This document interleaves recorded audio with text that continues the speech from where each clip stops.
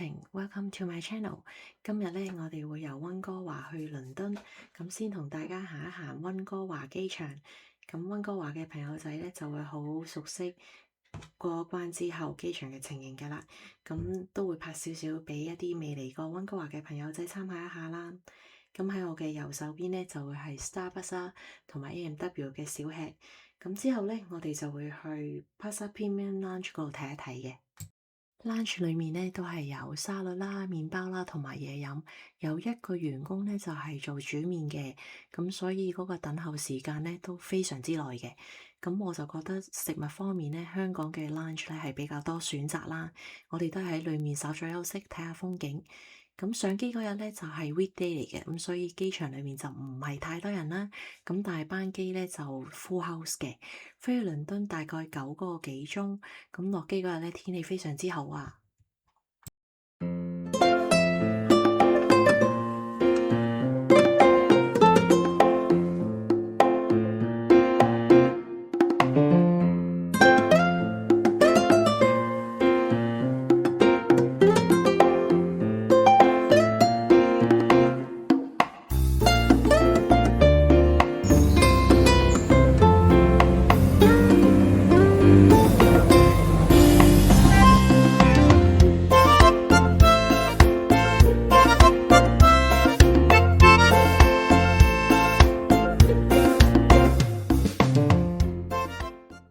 朝早咧就去咗 Gills Bakery 呢間麵包店，喺倫敦係連鎖店嚟嘅。麵包嘅種類咧有好多種選擇，坐低食同埋 take away 嘅價錢都唔同。我就買咗3個麵包返酒店慢慢食啦。咁我個人嘅口味就覺得橄欖天然酵母包係最好食嘅。